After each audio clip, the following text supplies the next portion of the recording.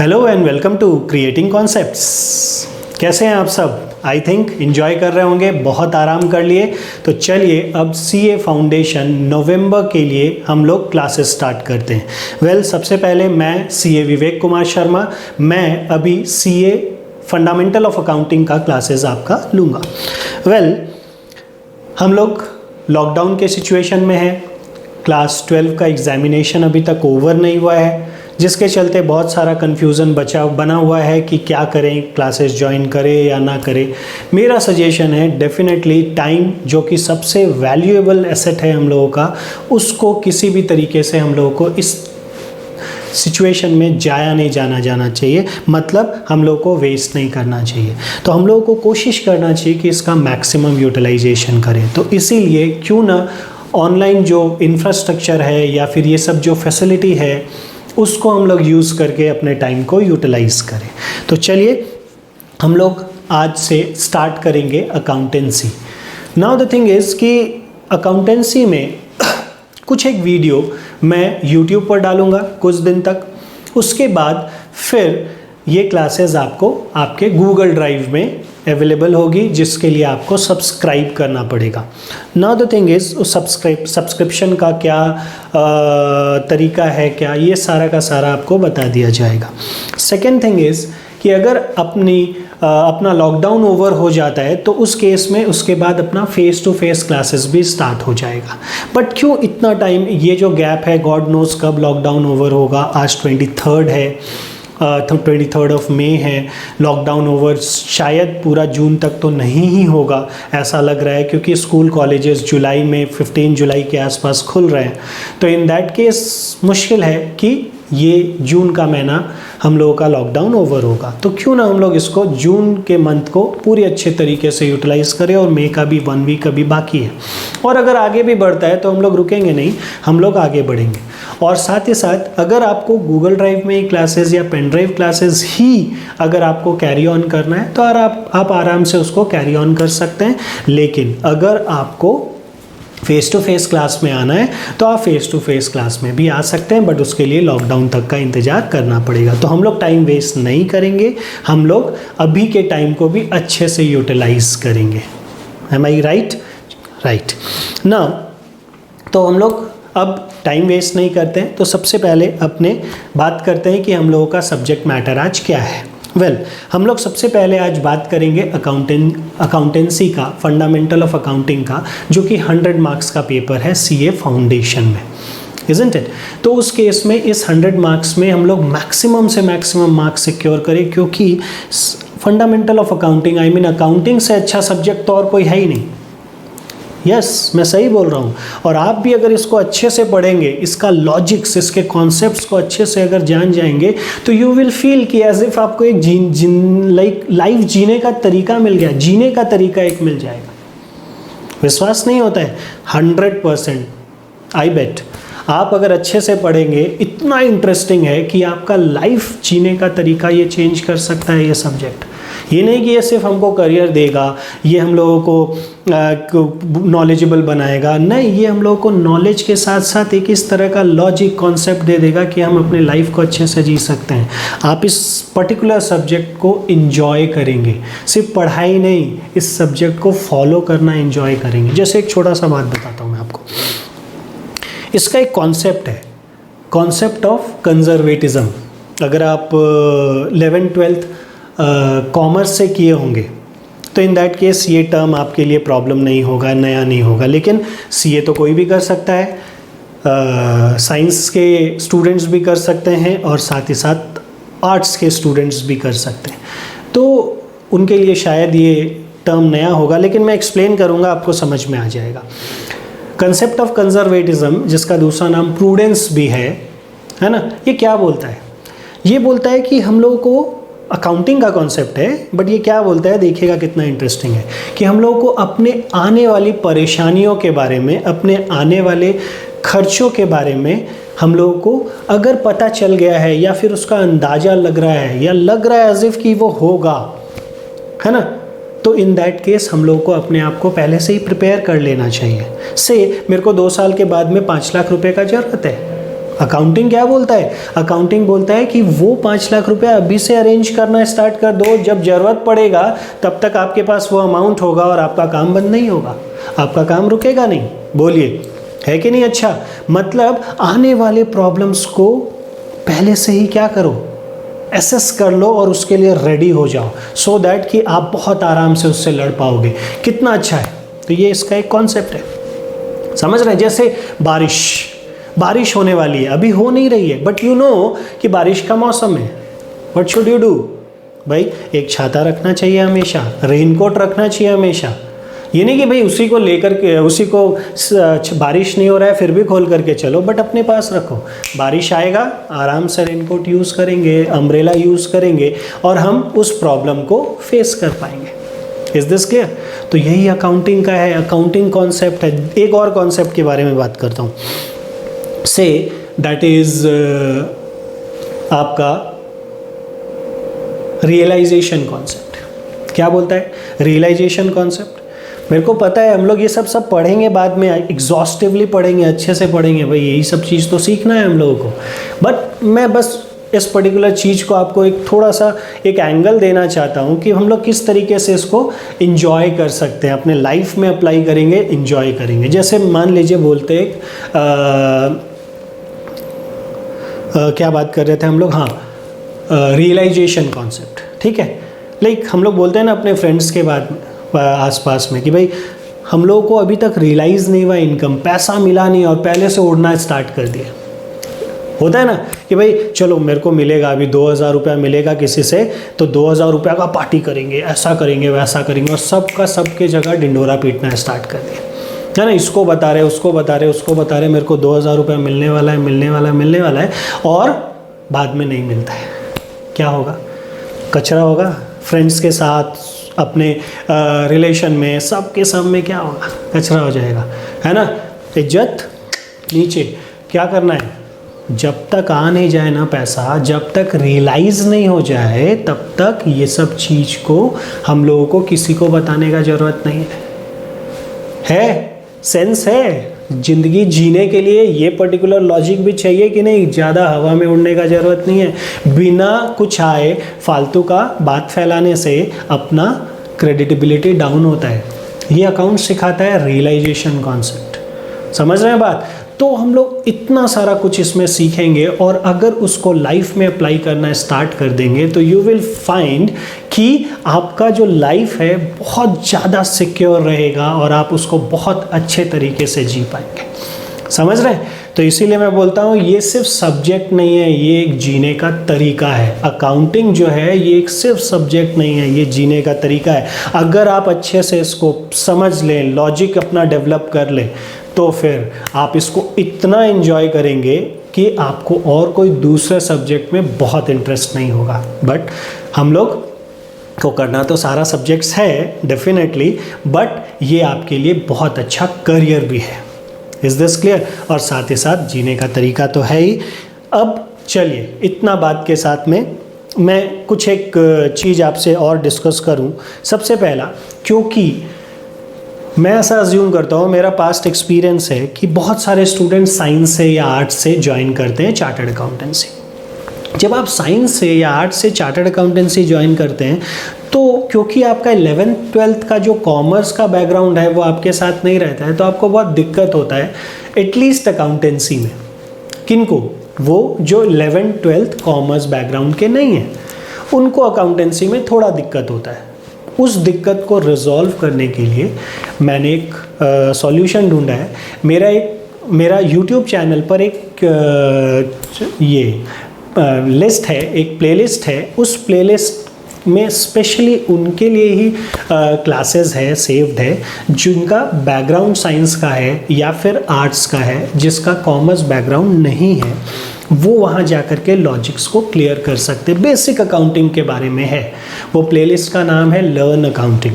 तो मेरा रिक्वेस्ट है उन लोगों से, मेरे को लगता है मैक्सिमम 15 डेज़ में वो पूरा ओवर हो जाएगा अगर आप अच्छे से प्रैक्टिस करते हैं तो मेरा रिक्वेस्ट है कि अगर आपका बेसिक अकाउंटिंग कॉन्सेप्ट्स में आपको दिक्कत है, आप डेफिनेटली मेरे से तो ज़रूर पूछ सकते हैं, लेकिन मैं आपको सजेस्ट करूँगा कि आप उस पर्टिकुलर चैनल को भी देखें, है ना।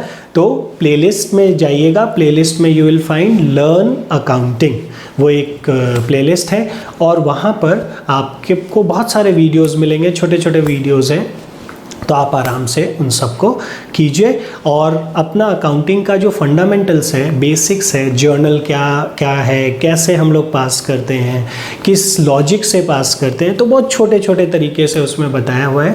तो मेरा रिक्वेस्ट है आप जाइए, जा कर के उसको देखें और प्रैक्टिस कीजिए। साथ ही साथ कोई भी 11th का बुक जो है उसको थोड़ा सा प्रैक्टिस कीजिए, है ना। अगर आपका पास्ट बैकग्राउंड कॉमर्स का नहीं है तो, है ना। और अगर आपका सचमुच आपका कॉमर्स का बैकग्राउंड है लेकिन फिर भी अगर आपको थोड़ा सा दिक्कत होता है जर्नल एंट्रीज़ में, तो आप जाइए, जा कर के उस चैनल को देखें, तो मेरे ख्याल से आपको बहुत हेल्प मिलेगा। और उसके बाद भी अगर प्रॉब्लम होता है तो डेफिनेटली आप मेरे को कांटेक्ट कर सकते हैं और डाउट्स भी पूछ सकते हैं। वेल, तो चलिए अब इन सब के साथ में हम लोग स्टार्ट करते हैं अपना अकाउंटिंग फॉर CA फाउंडेशन, है ना। हम लोग वो सबका सब कुछ देखेंगे जो 11th 12th में हम लोगों ने देखा है। Is this clear? उसके अलावा भी कुछ टॉपिक्स है जो हम लोगों को यहाँ देखना है, इजंट इट? वो भी नया टॉपिक्स है जो हम लोगों को यहाँ देखना है, देखेंगे सारा का सारा कुछ, लेकिन जो बेसिक्स है ना, उसमें थोड़ा हम लोग फास्ट चलेंगे, राइट? क्यों? क्योंकि CA फाउंडेशन एक्सपेक्ट करता है कि आप 11th 12th कॉमर्स के बैकग्राउंड के हैं और यहाँ पर आप उसको शार्प करने आए हैं, उसको एक एज देने आए हैं और उसके बाद आप फिर एग्ज़ाम देंगे। तो हम लोग definitely each and everything shall be covered here, but जो बहुत बेसिक सा चीज़ है जिसके लिए मैंने अलग से वीडियो बनाया, एक एग्जॉस्टिव, एक नहीं बहुत सारे उसमें वीडियोज़ हैं, तो आप YouTube में जा कर के देखिए, बट यहाँ भी देखिए क्योंकि यहाँ भी हम लोग सारे के सारे चीज़ों को एक एक करके डिस्कस करेंगे और कवर करेंगे। Is this clear? तो चलिए अब हम लोग स्टार्ट करते हैं। तो first of all accounting, what is accounting? हम लोग अकाउंटिंग स्टार्ट करते हैं तो हम लोग सबसे पहले समझते हैं कि व्हाट इज अकाउंटिंग। कुछ आइडिया तो हो गई, आप लोग सब एक बार अपने मन में तो बोलिए। आप देख रहे हैं, मैं भी देख रहा हूं आपको। चलिए बोलिए अकाउंटिंग का definition. Very good, very good. तो आइए सबसे पहले अकाउंटिंग के बारे में बात करते हैं। मेरे ख्याल से अब आपका स्क्रीन पर कुछ अकाउंटिंग टर्मिनोलॉजी आया होगा जो कि आज हम लोगों को डिस्कस करना है अकाउंटिंग के बारे में और साथ ही साथ अकाउंटिंग्स का हम लोग कुछ ना कुछ रीजंस और लॉजिक और ये सब भी देखेंगे, ठीक है। धीरे धीरे धीरे धीरे करके कवर करेंगे। तो what is accounting and why it is important? तो सबसे पहला अगर हम बात करें अकाउंटिंग एक्चुअली में जब हम बिजनेस करते हैं, जब हम कोई ट्रांजेक्शन करते हैं, जब हम एक्टिविटीज़ करते हैं, हम एकदम सिंपल तरीके से आपको सबसे पहले बता रहे हैं, ठीक है। तो हम आइए सबसे पहले बेसिक का बात करते हैं। इस डेफिनेशन को छोड़िए जो आपके स्क्रीन में दिख रहा है, चलो उसको हटा भी देते हैं, लिव इट। हाँ, अब हट गया। चलिए आइए नाउ अगर हम बात करते हैं अकाउंटिंग का, तो हम लोग बिजनेस से जुड़े हुए होते हैं। अकाउंटिंग हम कभी भी कर सकते हैं, कहीं पर भी कर सकते हैं। What is accounting? Accounting is nothing but recording. सबसे पहला तो रिकॉर्ड तो हम कुछ भी कर सकते हैं। से हम फल लाने गए, सब्जी लाने गए, बाजार से राशन लाने गए, क्या है, बहुत सारे चीज़ों को खरीदते हैं। क्या याद रहेगा सबका सब क्या खरीदे, कितने में खरीदे, है ना। हम लोगों ने टमाटर खरीदा, कितने में, कितना किलो, कितने में खरीदा। हम लोगों ने से और कोई हम लोग आलू खरीदे, कितने में खरीदे, कितना, क्या, ये सब का सब कुछ एक दो होना चलेगा, लेकिन न्यूमरस हो जाता है ट्रांजैक्शन, है ना। हम 15 तरह की सब्जियां लाते हैं एक बार में, उसके बाद में फिर पुचका भी खाते हैं साइड में, गुपचुप, है ना। फिर थोड़ा आगे गए आइसक्रीम भी खा करके आ गए, है ना। तो ये सब कुछ करते हुए जब आए तो बहुत सारा इन्फॉर्मेशन है जो कि सबका सब कुछ दिमाग में रखने से कैसे चलेगा। ये तो एक दिन का थोड़े समय का ट्रांजैक्शन है। जब इन सब थोड़े समय के ट्रांजैक्शन को आप दिमाग में नहीं रख सकते तो बिजनेस में हर दिन हंड्रेड्स ऑफ ट्रांजैक्शंस होंगे, साथ ही साथ साल भर में लैक्स ऑफ ट्रांजैक्शन हो सकते हैं, थाउजेंड्स ऑफ ट्रांजैक्शन हो सकते हैं। तो उन सबको हम कैसे याद रख सकते हैं? तो सबसे पहले हमको उनको रिकॉर्ड करना पड़ेगा। Is this clear? अदरवाइज हम उन सब ट्रांजैक्शंस को नहीं दिमाग में रख सकते हैं। तो इसलिए सबसे पहले हम लोगों को ट्रांजेक्शन्स को क्या करना है, रिकॉर्ड करना है। Is this clear? क्योंकि नहीं रिकॉर्ड करेंगे तो हमारे पास वो ट्रांजेक्शन्स का डिटेल्स नहीं रहेगा, जिसके बाद हम लोग उसको यूज़ नहीं कर पाएंगे। तो सबसे पहला काम होता है अकाउंटिंग का रिकॉर्डिंग।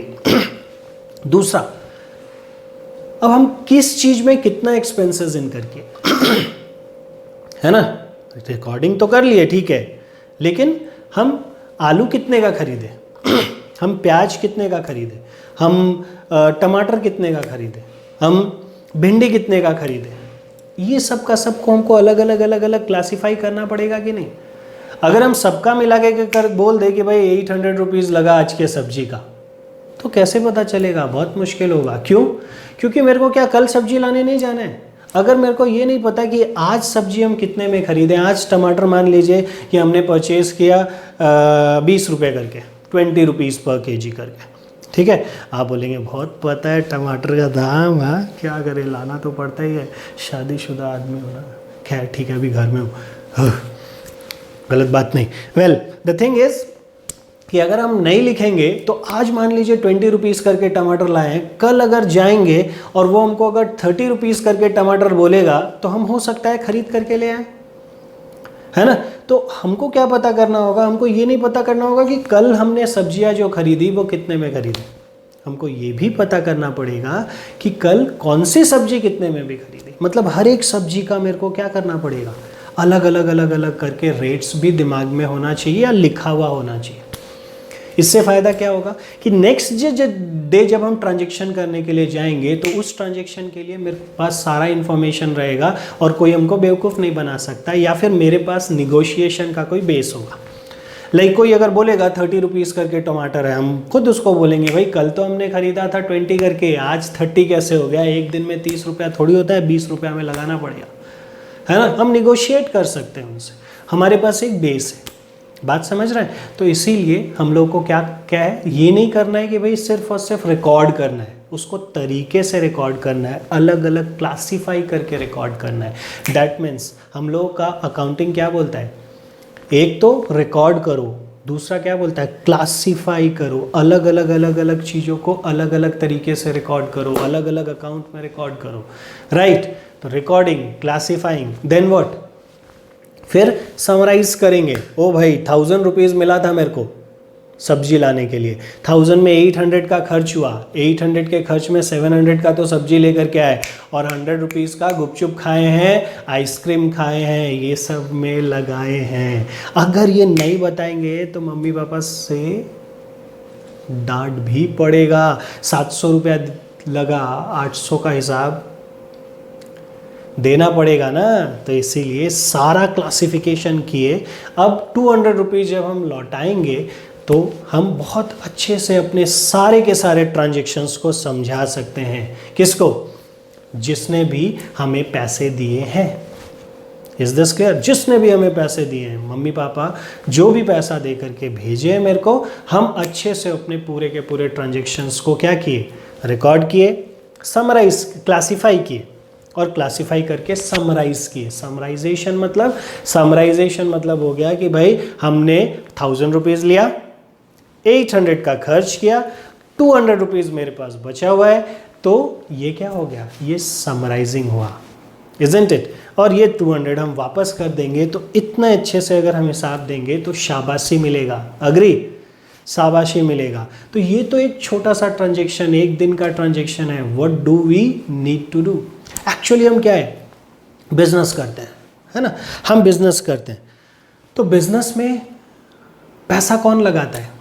अगर हम छोटा बिजनेस करते हैं तो हम खुद लगाते हैं पैसा, तो हम अपने लिए भी तो अकाउंटेबल हैं, इजंट इट, कि भाई हमने बिजनेस में कितना पैसा लगाया, इसमें क्या खर्च किया, क्या इनकम हुआ, आज के दिन में मेरे पास कितना पैसा बचा हुआ है, क्या इसका हिसाब मेरे को बिजनेस में नहीं करना है? एब्सोल्युटली करना होगा। तो हम अकाउंटेबल हैं, किसके लिए? खुद के लिए, बिजनेस के लिए हम अकाउंटेबल हैं। तो हमको ये सब का सब हिसाब रखना पड़ेगा ना। I need to record all the transactions, I need to classify those transactions and then summarise it, so that कि I can get the results कि what have I done actually in the business, isn't it. उसी तरीके से ये तो छोटा सा business हो गया, अगर हम बात करते हैं एक बड़े बिजनेस का, मान लीजिए कोई कंपनी है आपने सुना होगा, से कोई कंपनी रिलायंस इंडस्ट्रीज लिमिटेड, ये एक बहुत बड़ी कंपनी है ना, इसका वर्थ होगा 10 लाख करोड़ का, इजंट इट। तो इतना करोड़ का इसका वर्थ है, तो क्या इसने अपना पैसा लगाया है? क्या मुकेश अंबानी जी ने अपना पैसा लगाया है? नहीं, वो पब्लिक से भी तो पैसा लिए हैं, वो लोन भी लिए हैं, पब्लिक से भी पैसा लिए हैं। उनका लोन है लगभग 2 लाख करोड़ रुपए का, उनका रिलायंस इंडस्ट्रीज लिमिटेड में लोन है, इजंट इट। तो अब वो टैक्स देते हैं, तो who are interested person in Reliance Industries Limited? तो रिलायंस इंडस्ट्रीज लिमिटेड में सिर्फ और सिर्फ Mukesh Ambani is not interested, there are many. Mukesh Ambani क्या पूरा का पूरा पैसा लगाए हैं? नहीं, वो बहुत अलग अलग लोगों से लेकर के पैसा लगाए हैं। वो अपना शेयर्स इशू किए रिलायंस इंडस्ट्रीज लिमिटेड का, जिसमें आम आदमी भी पैसा लगाया है ना। जो भी शेयर खरीदा होगा उस कंपनी का, हम लोग पढ़ेंगे, शेयर अकाउंटिंग भी पढ़ेंगे, बट अभी कॉमन सा बात कर रहे हैं। तो वो रिलायंस इंडस्ट्रीज लिमिटेड में बहुत लोग शेयर खरीदे होंगे, वो लोग अपना पैसा लगाए हैं शेयर्स में, इजंट इट। और फिर गवर्नमेंट टैक्स चाहिए गवर्नमेंट को रिलायंस इंडस्ट्रीज लिमिटेड से, उसी तरीके से गवर्नमेंट ने बैंक से लोन लिया है, फाइनेंशियल इंस्टीट्यूशन से लोन लिया है, डिबेंचर्स इशू किया है, पब्लिक से लोन लिया है। तो इतने लोगों के लिए रिलायंस इंडस्ट्रीज लिमिटेड अकाउंटेबल है। एक छोटा कंपनी होता, एक छोटा ऑर्गेनाइजेशन होता, तो सिर्फ ओनर के लिए रिस्पॉन्सिबल होता, लेकिन रिलायंस इंडस्ट्रीज लिमिटेड एक छोटा ऑर्गेनाइजेशन नहीं है। वो रिस्पॉन्सिबल किसके लिए है? सिर्फ ओनर के लिए नहीं है, वो बहुत बड़े पब्लिक एट लार्ज के लिए रिस्पॉन्सिबल है। कैसे? वो रिलायंस इंडस्ट्रीज मुकेश अंबानी का है, ठीक है, साथ ही साथ उसमें लाखों लोग अपना पैसा लगाए हैं, तो रिलायंस इंडस्ट्रीज लिमिटेड उनके लिए भी अकाउंटेबल है। उसमें गवर्नमेंट को टैक्स मिलता है, तो गवर्नमेंट के लिए भी वो अकाउंटेबल है। उसमें बहुत सारे लोन का पैसा लगा हुआ है, तो जिससे जिससे उसने पैसे लिए हैं लोन के, उसके लिए भी रिलायंस इंडस्ट्रीज लिमिटेड अकाउंटेबल है। नाउ तो जब इनसे इतना पैसा लिया हुआ है या फिर इनके लिए ये अकाउंटेबल है, तो बताइए ये अपने सारे के सारे ट्रांजैक्शंस को कैसे एक्सप्लेन करेगा सबके सामने? Do you know what is the turnover of Reliance Industries Limited? अगर हम 31 मार्च 2019 का बात करें, because we do not have data for 2020, 2019 का बात करें तो it had a turnover of around 6,22,000 crore. Yes, कितना? लगभग 6,22,000 करोड़ रुपए का उसका टर्नओवर था। समझ रहे हैं? तो ये 6,22,000 करोड़ रुपए का टर्नओवर, मतलब सेल्स, उसको रिकॉर्ड किया होगा रिलायंस, उसमें खर्च क्या क्या इनकर किए होंगे उसको देखा होगा, प्रॉफिट निकाला होगा, उस पे टैक्स दिया होगा, लैक्स ऑफ ट्रांजैक्शंस उसके हुए होंगे। पहले 1000 निकल रहा था, नहीं, लैक्स ऑफ ट्रांजैक्शंस उसके हुए होंगे। तो उन सब के सब ट्रांजैक्शंस को तो वो रिकॉर्ड किया होगा, नहीं तो कैसे एक्सप्लेन करेगा सबको कि गवर्नमेंट को टैक्स देने गया कि कितना टैक्स, कैसे पता चलेगा? उसने रिकॉर्ड किया, क्लासिफाई किया, समराइज किया, रिजल्ट्स निकला, गवर्नमेंट को टैक्स दिया, लोगों को प्रॉफिट्स डिस्ट्रीब्यूट किया। अग्री? तो इसीलिए अकाउंटिंग जो है वो बहुत बड़ा टूल है। किस चीज़ के लिए? किसी चीज़ का रिजल्ट्स निकालने के लिए, है ना? बहुत बड़ा टूल है। तो व्हाट इज अकाउंटिंग? हम बोल सकते हैं accounting is nothing but an art of what? Recording, classifying, summarising and interpreting also, है ना? Of what we record business transactions and events, है ना? What we summarize, again, business transactions and events, and what we classify the business transactions and event, है ना? तो उस case में हम बोल सकते हैं, अब फिर से हम लोग आते हैं, चलिए उसी शीट में दिख रहा है आपको, मेरे ख्याल से अब दिख रहा होगा। तो आइए अब हम लोग पढ़ते हैं अकाउंटिंग का डेफिनेशन, और इसको फिर थोड़ा सा और एक हम लोग एक्सप्लेन करेंगे।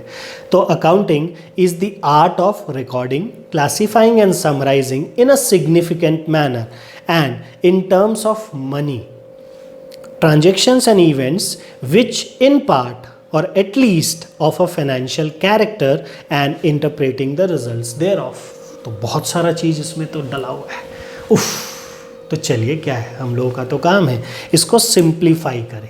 आइए, तो it is the art of what, the art of recording, classifying, summarising. ठीक है, तो accounting is an art, it's not, we can purely say that science, it's not natural actually. Science क्या होता है, science has natural rules and regulation. और अगर हम art का बात करें तो आर्ट क्या है, तो आर्ट मैन मेड है ना। तो इन दैट केस यहाँ का रूल्स एंड रेगुलेशन हम लोगों ने बनाया है, अग्री। तो accounting is an art of what, तो हम लोगों का बनाया हुआ, मैन मेड बनाया हुआ ये एक सिस्टम है, अग्री। तो it's an art of what, recording. ये किसी भी चीज़ को रिकॉर्ड करने का, हम लोग बात किए थे ना, सब्जी लेने के लिए गए थे तो रिकॉर्ड करना है, तो रिकॉर्ड एक सिस्टम से करना है। कैसे करना है, सिग्निफिकेंट मैनर, इधर है ना, रिकॉर्ड करना है कैसे, इन अ सिग्निफिकेंट मैनर, एक तरीके से रिकॉर्ड करना है। ये नहीं कि हैपेजेड रिकॉर्ड कर लिया, ये नहीं कि बिना सिर पैर के रिकॉर्ड किया। हम लोग को रिकॉर्ड करना है तो तरीके से रिकॉर्ड करना है, क्लासीफाई करना है। ठीक है, रिकॉर्ड करना है मतलब ये नहीं कि खर्च किए हम लोगों ने इतना, नहीं। हम लोग भिंडी कितने का खरीदे, हम लोग आलू कितने का खरीदे, हम लोग टमाटर कितने का खरीदे, हम लोग प्याज कितने का खरीदे, हम लोग पुचका कितने का खाए, है ना, हम लोग कोल्ड ड्रिंक कितने का पिए, हम लोग आइसक्रीम कितने का खाए, ये सबको अलग अलग अलग अलग करके बताना है। That is what, classification. Is this clear. तो हम लोग को रिकॉर्ड करना है, क्लासीफाई करना है, एंड देन समराइजिंग, फिर उसको समराइज करना है कि इतना आया, इतना गया, नेट में ये बचा। मम्मी ने 1000 रुपीज़ दिया, ठीक है, फिर हम लोगों का 800 का एक्सपेंस हुआ, 200 मेरा बचा है, तो this is a summary, that is summarising. ठीक है, तो अकाउंटिंग हमको सब बताता है, कैसे रिकॉर्ड करो, कैसे क्लासीफाई करो, और कैसे उसको समराइज करो, कैसे उसका समरी बनाओ, ये सब का सब कुछ हम लोगों को अकाउंटिंग बताता है। तो recording, classifying, summarising, what to record, transactions and events, what to record, transactions and event. तो it we can say that कि हमको क्या बताता है कि रिकॉर्ड कैसे करना है, किसको, ट्रांजेक्शंस एंड इवेंट को, समराइज करना है कैसे, किसको, ट्रांजेक्शंस एंड इवेंट को, फिर क्लासीफाई करना है किसको, ट्रांजेक्शंस एंड इवेंट को। कैसे करना है recording, classifying and summarising transactions and event को, उसका एक तरीका बताता है। तो क्या सबके सब ट्रांजेक्शंस एंड इवेंट को कैसे रिकॉर्ड करना है उसका तरीका बताता है, देखते हैं यहाँ पर। नहीं, वो इन टर्म्स ऑफ मनी होना चाहिए, है ना, जिसका फाइनेंशियल कैरेक्टर होना चाहिए। दिस शुड बी एटलीस्ट, ठीक है, at least of a financial character. इसका क्या होना चाहिए, फाइनेंशियल कैरेक्टर, जिसको मनी के रूप में हम बता सकते हैं। समझ रहे हैं। तो वो सब का सब ट्रांजेक्शन्स और इवेंट जिसको हम क्या करें, मनी के रूप में, मतलब जिसका फाइनेंशियल कैरेक्टर होगा, जिसको हम मनी के रूप में बता सकते हैं, उन सब के सब को रिकॉर्ड करना, क्लासीफाई करना, समराइज करना। ठीक है, और उसके साथ साथ इंटरप्रेट करना, क्या, उसका रिजल्ट्स। ठीक है, इंटरप्रेट करने का मतलब क्या हुआ, हम लोग फिर से इसको फिर एग्जॉस्टिवली देखेंगे, अभी तोड़ तोड़ करके देख रहे हैं। तो बताइए, इंटरप्रेट करने का मतलब क्या हुआ कि किसी चीज़ को इंटरप्रेट करना है। तो इंटरप्रेट करने का मतलब होता है कि एक अच्छे से समझना और समझ करके कंक्लूजन निकालना। समझ रहे हैं, अगेन रिपीटिंग, इंटरप्रेट करने का मतलब क्या होता है, किसी चीज़ को अच्छे से समझना और समझ करके कंक्लूजन निकालना, दैट इज इंटरप्रेटिंग। ओके, तो जैसे हम लोगों को 1000 रुपीज़ मिला था, ओके, उस 1000 रुपीज़ में हमने क्या किया, उस 1000 रुपीज़ में हमने 700 रुपीज़ का सब्जी खरीदा और 100 रुपया अपने लिए यूज़ किया। Is this clear. ठीक है, तो हमने क्या करना है, हमने उसको रिकॉर्ड करना है, सारे के सारे ट्रांजेक्शन्स को, हमने उसको क्लासीफाई करना है, फिर समराइज़ करना है। लेकिन समराइज़ करके क्या हो गया, घर आकर के डांट कौन सुनेगा, जब ये सारा का सारा लिस्ट देंगे हम घर में जा कर के, तो इन दैट केस बोला जाएगा, भाई आपको सब्जी लाने के लिए सिर्फ बोला गया था, क्या आपने हमसे पूछ करके 100 रुपया का गुपचुप खाया और कोल्ड ड्रिंक पिया या आइसक्रीम खाया, पूछ करके बोलिए, व्हाट इज़ दिस। ये सब का सब क्या हुआ, जब आप समराइज़ करके उसको दिए तो अब इंटरप्रेट किया गया, उसको समझा गया कि भाई आपने कहाँ कहाँ कहाँ कहाँ क्या क्या खर्च किया है। उसके साथ साथ उसके लिए आपको अब उसका कंक्लूज़न भी निकलेगा। जैसे अगर समझ लीजिए कि अपने को प्याज लेकर के आना था, प्याज का रेट है 20 रुपीज़ या 25 रुपीज़, मान लीजिए 25 रुपीज़ प्याज का रेट है इन जनरल, लेकिन हमने प्याज 30 रुपीज़ करके लेकर के आया। तो अगर अपने अनियन खरीद करके लाए 30 रुपीज़ करके, तो इन दैट केस क्या होगा, घर में उसको इंटरप्रेट किया जाएगा। क्या इंटरप्रेट किया जाएगा कि भाई प्याज ऐसे मिल रहा है 25 रुपीज़ में, आपने लाया है 30 रुपीज़ में। अगर हम इसको ठीक से रिकॉर्ड नहीं करते तो पता नहीं चलता कि प्याज का 5 रुपये हमने ज़्यादा दिया। तो अब इसको इंटरप्रेट किया जाएगा और कंक्लूड किया जाएगा हमने प्याज का 5 रुपया ज़्यादा दिया। अगर हम रिकॉर्ड करते लेकिन क्लासीफाई नहीं करते और या फिर समराइज़ नहीं करते ठीक से, तो ये सब रिजल्ट्स ठीक से हम लोगों को पता नहीं चल पाता। अग्री? तो इंटरप्रेटिंग मतलब क्या हुआ कि भाई जो भी हमने काम किया उसको क्या करना है, उसको एनालाइज करना है और उससे कंक्लूज़न निकालना है कि भाई हमने सही किया, गलत किया, क्या रिजल्ट्स आया, ये रिजल्ट्स हम लोगों को कैसे मदद करेगा, ये सब कंक्लूज़न निकालना है। That is interpreting. क्या? द रिजल्ट्स देयर ऑफ, उस रिजल्ट्स को समझना है, जो हमने अकाउंटिंग करके निकाला उसको समझना है। Is this clear? तो हमने 1000 रुपीज़ जो मिला था उसको खर्च किया, है ना, उसको रिकॉर्ड करेंगे, फिर उसको क्लासीफाई करेंगे कि खर्च किस किस चीज़ों में किया, फिर उसको समराइज करेंगे कि भाई खर्च इतना टोटल हुआ, इतना मिला था, ये मेरा बचा। अब फिर हम क्या करेंगे, उस रिज़ल्ट को इंटरप्रेट करेंगे कि हमने किसी चीज़ में ज़्यादा लगाया, किसी चीज़ में कम लगाया, या फिर कोई गड़बड़ खर्च किया। समझ रहे हैं? तो ये सब का सब जो सिस्टम है, ये सिर्फ एक दिन के ट्रांजैक्शन का नहीं होता है, ये एक रेगुलर फीचर है। ये जो है एक रेगुलर फीचर है, मतलब ये हर दिन होता है। बिजनेस में क्या होता है, बिजनेस में तो ट्रांजैक्शंस हर दिन होते हैं, इजंट इट? इसीलिए ये एक रेगुलर फीचर है, इजंट इट? जैसे हम लोग एक एग्जांपल लेते हैं, मान लीजिए कि अपना एक बिजनेस है, से अपना एक दुकान है, से इलेक्ट्रिकल आइटम्स का, ठीक है? तो हम लोग इलेक्ट्रिकल गुड्स को खरीदते बेचते हैं। तो दुकान में क्या पड़ा है, दुकान में ट्यूबलाइट पड़ा है, दुकान में बल्ब पड़ा हुआ है, फ़ैन पड़ा हुआ है, दुकान में वायर्स हैं, है ना, केसिंग्स हैं, इस तरीके से बहुत सारे जो कि इलेक्ट्रिकल आइटम्स हैं वो सब मेरे दुकान में पड़े हैं। Is this clear? तो अब क्या है कि क्या एक्टिविटी होगा बताइए, तो यहाँ पर हम लोग को समझना है कि क्या बिजनेस एक्टिविटी होगा उस शॉप में। आप अगर उस शॉप को विजुलाइज करें, चलिए हम लोग सब मिल करके विजुलाइज करते हैं, तो हम लोग उस शॉप में क्या देख रहे हैं, हम लोग उस शॉप में देख रहे हैं कि ट्यूबलाइट्स पड़ा हुआ है, एक शॉप है, शॉप में काउंटर बना हुआ है, उसमें एक आदमी बैठे हैं और साथ में 1-2 स्टाफ इधर उधर हैं। एग्री? मेरे को तो दिख रहा है। उसके साथ साथ वहाँ पर बहुत सारे रैक्स बने हुए हैं, उसमें कहीं में ट्यूबलाइट रखा हुआ है, कोई में वायर्स रखा हुआ है, बल्ब रखा हुआ है, किसी में छोटे छोटे बॉक्सेस रखे हुए हैं जिसमें स्क्रू हैं, है ना, ऐसा कुछ दिख रहा है, इज़न्ट इट? मेरे को तो दिख रहा था, है ना, विजुलाइज तो करना ही पड़ेगा। वेल, तो ये सारा का सारा कुछ हमको वहाँ दिख रहा है। तो वहाँ क्या होता होगा, वो लोग खरीद करके लाए होंगे मान लीजिए ट्यूबलाइट्स, फिर वो ट्यूबलाइट जो खरीद करके लेकर के आए उसको वहाँ कुछ समय के लिए रखें और फिर वहाँ से उसको बेच देंगे, है ना। ट्यूबलाइट अगर खरीदे होंगे मान लीजिए कि 100 रुपीज़ में, तो उसको 120 में बेचेंगे। 20 रुपीज़ थोड़ा कमाई का होगा, बिजनेस में तो इंटेंशन प्रॉफिट अर्न करना होता ही है, तो उस केस में 20 रुपीज़ हमारा कमाई का हो जाएगा। तो वो तार लेकर के आए, वायर्स, है ना, खरीदे कुछ भी, उसके बाद में कुछ अमाउंट में उसको बेचे। तो वो लोग क्या कर रहे हैं, purchase and sale, purchase and sale, purchase and sale, ठीक है। This is the main activity of अ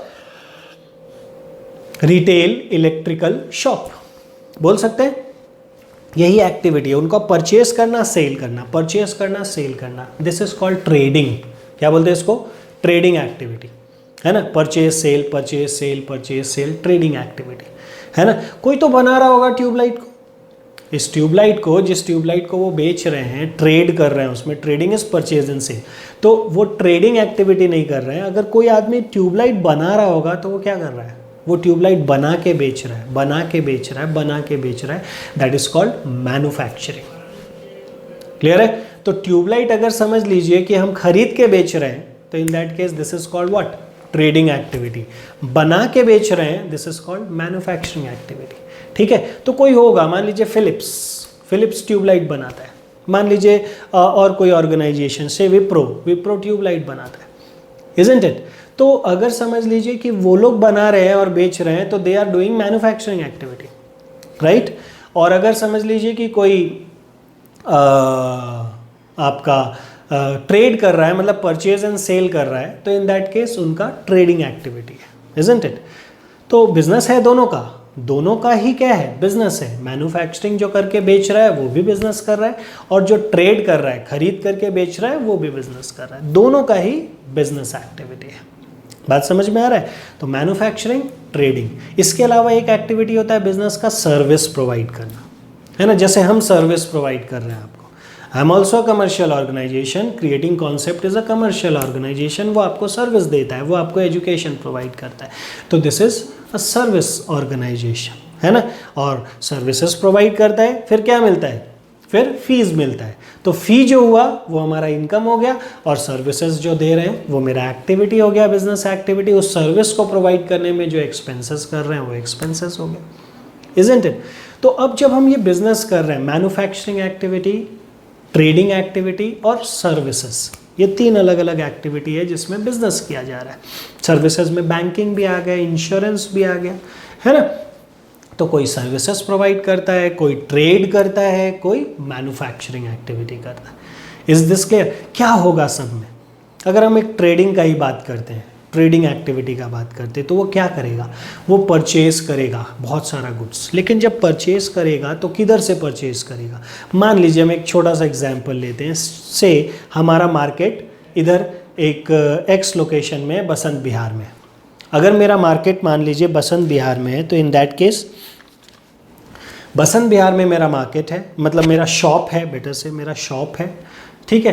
तो उस केस में बसंत बिहार में शॉप है, तो मेरे को क्या है? ट्यूबलाइट खरीद करके, बल्ब्स खरीद करके, वायर्स खरीद करके, है ना, क्या करना होगा? अपने शॉप तक लाना होगा, ठीक है? हम मान लीजिए कोई दूसरे मार्केट से हम क्या किए, कोई होलसेल मार्केट से बल्ब खरीदे, ट्यूबलाइट खरीदे, वायर्स खरीदे, ठीक है? तो होलसेल मार्केट से जब हम लोग ये सब सारा का सारा चीज़ खरीदे, तो उधर खरीद करके तो उसको पैसे दे दिए। किसका पैसा दिया? ट्यूबलाइट का, बल्ब का एंड ऑल। लेकिन क्या वहाँ मेरा शॉप है? से वो मेरे शॉप से 2 किलोमीटर दूर है, तो क्या वहाँ मेरा शॉप है? नहीं, वो 2 किलोमीटर दूर है। तो इन दैट केस उधर से जो परचेज करके ले करके आए, वो सारा का सारा गुड्स लाने में ट्रांसपोर्टेशन का एक्सपेंसेस लगेगा, उसको लोड कराने में, अनलोड कराने में मेरे को कुछ वेजेस पेमेंट करना पड़ेगा वर्कर्स को, इजंट इट? तो सोच के देखिए, 3 types of expenses have been incurred here. क्या क्या? पहला हुआ, हमने परचेज किया कुछ आइटम्स, फिर क्या किया? उसको लोड कराया किसी व्हीकल में, फिर क्या किया? उसको यहाँ पर ट्रांसपोर्टेशन करके यहाँ तक लाए, जिसके लिए फ्रेट का पेमेंट किया, और फिर अनलोड कराए, जिसके लिए वेजेस का पेमेंट हुआ। 3 तरह का एक्सपेंसेस हुआ, वेजेस, फ्रेट एंड साथ ही साथ क्या? उसको खरीदने का कुछ एक्सपेंसेस। अग्री? तो ये सारा का सारा एक्सपेंसेस हुआ। अब क्या हुआ? मेरे शॉप में आ गया वो चीज़, इजंट इट? अब हम बहुत अच्छे से अपने शॉप में उसको सजा दिए, बट किधर सजाएंगे बाबा? ऐसे ही क्या? उसके लिए मेरे को क्या चाहिए? रैक्स चाहिए, शोकेस चाहिए, रैक्स चाहिए, इजंट इट? तो फर्नीचर हो गया। कहाँ? उस पर्टिकुलर बिल्डिंग में फर्नीचर, जहाँ मेरा शॉप है, वो शॉप भी तो एक बिल्डिंग होगा, बिल्डिंग में कुछ ना कुछ जगह होगा जो मेरा शॉप है, तो हमको सबसे पहले बिल्डिंग चाहिए, है ना? बिजनेस करने के लिए वो बिल्डिंग चाहिए, वो उतना जगह चाहिए। फिर उस जगह में मेरे को क्या चाहिए? उस जगह में फर्नीचर्स चाहिए, इजंट इट? तो अब मेरा सामान आया फर्नीचर्स में, अपने रैक्स में हमने उसको क्या किया? अच्छे से प्लेस कर दिया, सजा दिया। अग्री? इसके बाद हम खुद बैठेंगे, उसके लिए जगह चाहिए, इजंट इट? पंखा चाहिए, वहाँ रोशनी चाहिए, इलेक्ट्रिसिटी एक्सपेंसेस चाहिए, फ़ैन के लिए कुछ ना कुछ एक्सपेंडिचर करना पड़ेगा, इलेक्ट्रिसिटी के लिए करना पड़ेगा, इजंट इट? ये भी एक्सपेंसेस। अब मेरे को हेल्प करने के लिए स्टाफ चाहिए, हेल्प के लिए, तो हम लोगों को स्टाफ को अपॉइंट करना पड़ेगा, उनको सैलरी देना पड़ेगा, इजंट इट। अब मेरा कस्टमर आएगा और उस कस्टमर को अपना गुड्स देंगे तो वो गुड्स बिकेगा। Is this clear? देखिए कितना सारा ट्रांजेक्शन्स इन्वॉल्व हुआ, कितना सारा आइटम्स इन्वॉल्व हुआ, तब मेरा जाकर के गुड्स आया गया। Is this clear? तो what we need to do, और क्या पूरे दिन भर में एक ही ट्रांजेक्शन किए होंगे? नहीं, हमने बहुत सारे ट्रांजेक्शन्स किए होंगे, इजंट इट? बहुत सारे लोग आए होंगे, हंड्रेड्स ऑफ हमने सेल्स किया होगा, कोई को 200 रुपये का, कोई को 500 का, कोई को 100 का, ऐसे करके बहुत सारे ट्रांजेक्शन्स हमने किए होंगे। तो इतना सारा जो ट्रांजेक्शन्स हमने किया है, ये सब के सब ट्रांजेक्शन्स को क्या करना होगा? रिकॉर्ड करना होगा। कहाँ से? परचेज किए तो वो रिकॉर्ड करो, उसको फ्रेट में, उसके लिए फ्रेट इनकर किए, वेजेस इनकर किए, लोडिंग अनलोडिंग में, उसको रिकॉर्ड करो। फिर ले करके आए, लाने के बाद में उसको रैक्स में, रैक्स के खर्चे को रिकॉर्ड करो, मतलब फर्नीचर एंड फिटिंग्स, उसको रिकॉर्ड करो, है ना। वहाँ पर काउंटर अपना बना हुआ है, वहाँ अपने फैंस हैं, दूसरे और एसेट्स होंगे, हो सकता है एसी भी होगा, तो इन दैट केस उस पर खर्च जो हुआ है उसको रिकॉर्ड करो, इजंट इट? अब कस्टमर आए, उनको हमने गुड्स बेचा, सेल्स किया, उसको रिकॉर्ड करो। फिर क्या? फिर हम लोगों का इलेक्ट्रिसिटी का बिल आया, उसको पेमेंट करो, टेलीफोन का बिल आया, उसका पेमेंट करो, इजंट इट? कितना सारा ट्रांजेक्शन्स है ना। स्टाफ को सैलरी दिए, उसको पेमेंट करो, इजंट इट? कोई कस्टमर आया, बोला कि भाई मेरे को कोल्ड ड्रिंक पिलाई है, कोल्ड ड्रिंक पिलाए उसको, उसमें भी तो पैसा लगा, आजकल तो पानी का पैसा लगता है ना। तो बहुत सारा एक्सपेंसेस, बहुत सारा ट्रांजेक्शन्स, बहुत सारा इनकम्स होता है, और वैरायटीज़ है, कभी बल्ब बेचे, कभी इलेक्ट्रिसिटी का ट्यूब, कभी वायर बेचे, कभी ट्यूब लाइट बेचे, कभी फैन बेचे, कभी और कुछ बेचे, कितना सारा आइटम्स है, क्लासिफिकेशन, इजंट इट? तो ये सब का सब बिजनेस का recording, classifying, summarising what transactions and events, है ना, which can be measured in terms of money, है ना। रुपया का ही चीज़ को तो हम लोगों को रिकॉर्ड करना है, and interpreting results thereof. Is this clear? यही है अकाउंटिंग। Is this clear? चलिए जल्दी से हम लोग फिर से पढ़ते हैं। The art of recording, classifying, summarising, दिख रहा है ना स्क्रीन पर? ओ स्क्रीन चला गया था, चलिए फिर से, अब तो आ गया। आई The art of recording, classifying, summarizing in a significant manner and in terms of money, transactions and events which in part or at least of a financial character and interpreting the results thereof. तो यहाँ पर हम 4 अलग अलग चीज़ों को notice करते हैं। Is this clear? यहाँ हम 4 अलग अलग चीज़ों को नोटिस करते हैं, ठीक है। क्या क्या अलग अलग चीज़ है वो? सबसे पहला है अकाउंटिंग में recording. What is that? Recording. ये मेरा सबसे पहला एक्टिविटी है। सेकंड क्या है? क्लासिफिकेशन।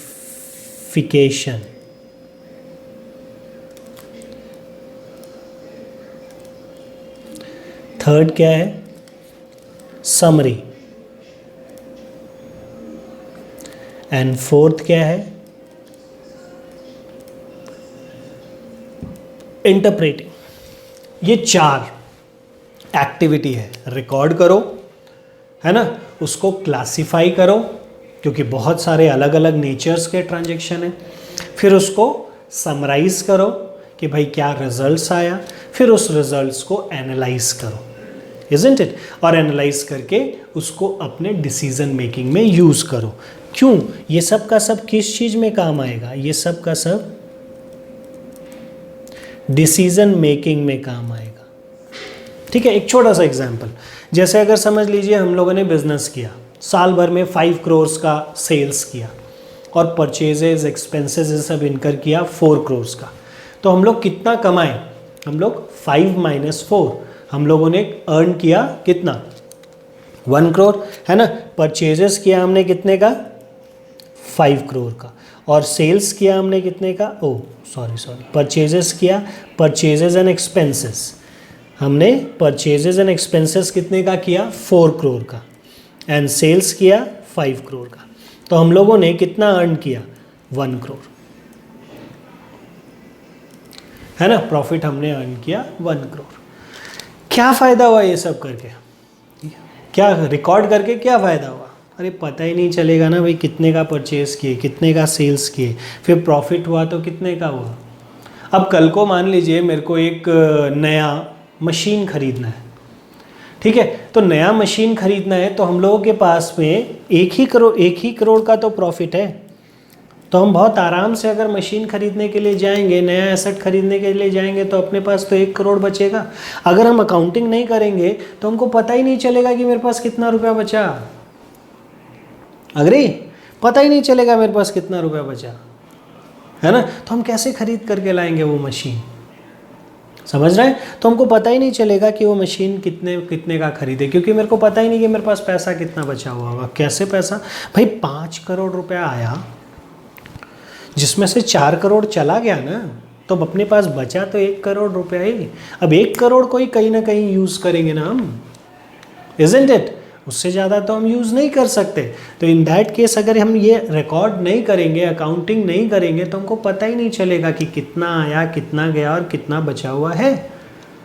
समझ रहे? इसीलिए इन सब चीज़ को अच्छे से रिकॉर्ड करना, क्लासिफाई करना, समराइज करना एंड उसका रिजल्ट्स निकाल करके फिर उसको इंटरप्रेट करना, जिसको हम डिसीजन मेकिंग के लिए यूज़ कर सकेंगे। समझ रहे हैं बात को?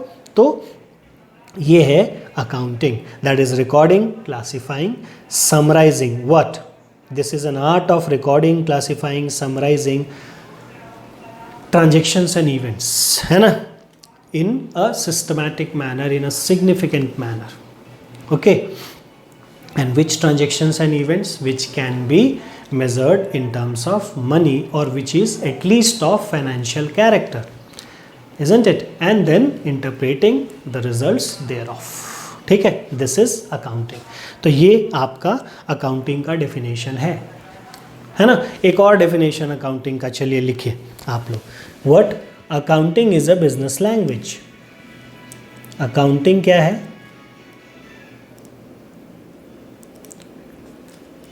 Accounting is a business language. Accounting आपका एक बिजनेस लैंग्वेज है। मतलब भाई आपका बिजनेस लैंग्वेज है। इसके बारे में हम लोग थोड़ा सा समझ लेते हैं। भाई हमको क्या करना है? जैसे हम लोग रिलायंस इंडस्ट्रीज़ लिमिटेड का एग्जाम्पल लिए थे। रिलायंस इंडस्ट्रीज़ लिमिटेड के एग्जाम्पल में क्या था कि भाई रिलायंस इंडस्ट्रीज़ लिमिटेड में क्या सिर्फ मुकेश अंबानी ने पैसा लगाया है?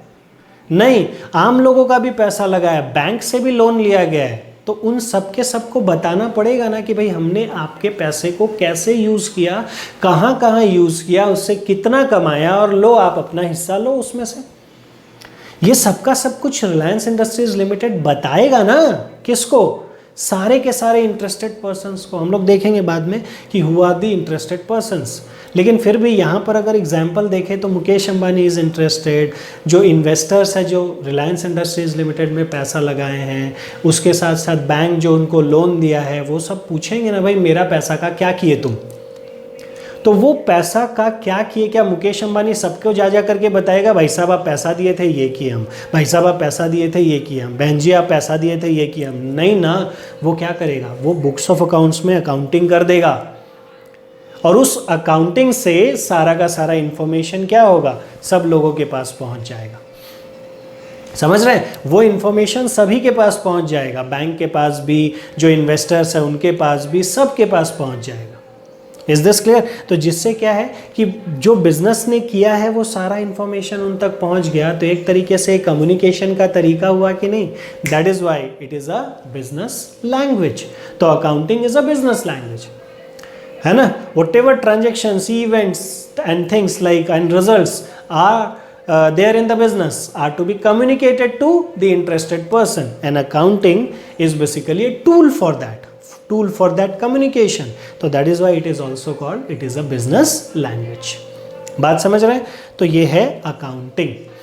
बात समझ में आया? तो चलिए हम लोग अभी, अच्छा इसमें एक और वर्ड है, जिसमें किसी को प्रॉब्लम होता है, and that is events. What is the difference between transactions and events? यहाँ दो चीज़ क्यों लिया? एक को बोला ट्रांजेक्शन, एक को बोला इवेंट। क्यों दो चीज़ बोला? है ना, इसको भी समझ लेते हैं। तो ट्रांजैक्शन जो होता है वो एक्टिविटी का चीज़ है। हमने परचेज किया, I have done a transaction. हमने सेल्स किया, I have done a transaction.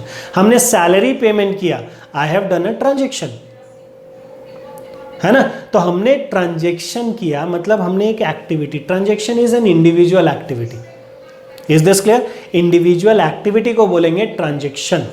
Okay, an event क्या है? Event is result, event is result, result of transaction, उसको बोलेंगे इवेंट्स। बात समझ रहे हैं? इवेंट मतलब क्या हुआ, जैसे हमने 100 रुपये का चीज़ खरीदा, उसको 120 में बेचा और मेरे को 20 रुपीज़ का प्रॉफिट हुआ, तो ये जो 20 रुपीज़ का प्रॉफिट पता चला ना, ये इवेंट है। बात समझ रहे हैं? ये जो रिजल्ट है, आउटकम है, ये इवेंट है। हमने एक मशीन खरीदा, 5 लाख का मशीन खरीदा, उस मशीन को यूज़ करने के बाद फिर कुछ करके बेच दिया, तो बेचने के बाद मेरे को क्या प्रॉफिट हुआ, क्या लॉस हुआ, वो जो रिजल्ट है वो इवेंट है।